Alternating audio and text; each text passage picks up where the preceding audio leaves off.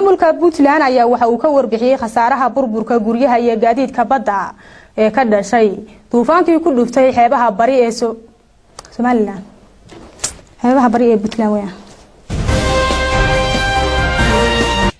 السلام عليكم ورحمة الله تعالى وبركاته نبضي داود يا الملك استو جوجتان كسو دوادا وركي تي في يونيفرسال oo idiga imanaya studio TV gu kuleeyahay magaalada Hargeysa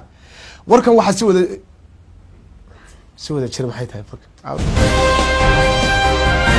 kimada waxaan la ibraahsan ha nida Facebook wala aniga tibal sugay horta Facebook واتشبوك أصحابك حنان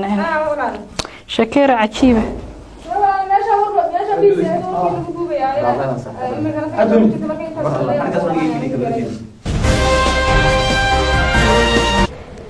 aad ayaad u mahadsan tahay Cumar Maxamed Soomane aan hadii aad wax iga weydiiso Cumar Maxamed Soofane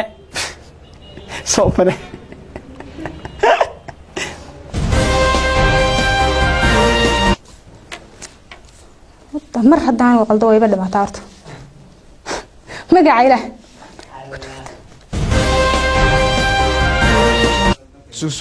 waxa ila gudoomiyaasha gobolada Banaadir iyo Nairobi oo maanta kulmay ayaa ka wada hadlay qodobada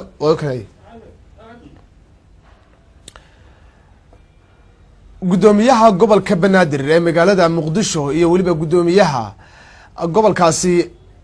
magaalada Nairobi maray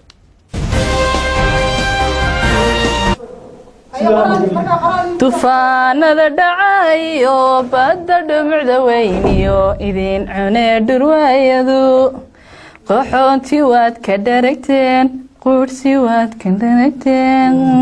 waad ku dhimateen dhib adduunka soo mara kulli waad dhadhamiseen dhimasho iyo dhaawaca milyan dhaafta tiradii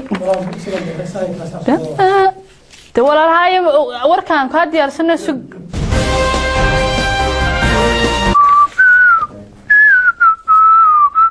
نبلع أكشن magaalada Muqdisho ee caasimadda dalka Soomaaliya waxa lagu qabtay dibad bax ballaaran oo looga hadlayo falalka amni darro ay si wada jir u soo qaban qaabiyeen garabka haweenka gobolka Banaadir iyo hay'adda iyo xarunta wada hadalka bulshada ee CCD maxaan bilaabaa man asonigan waraq walaal waan diyaariyaa ana dhikarka isku kicina subaha markii la bilaabay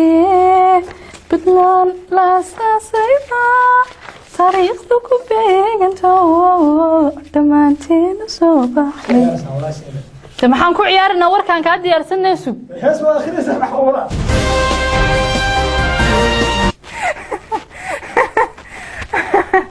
استغفر الله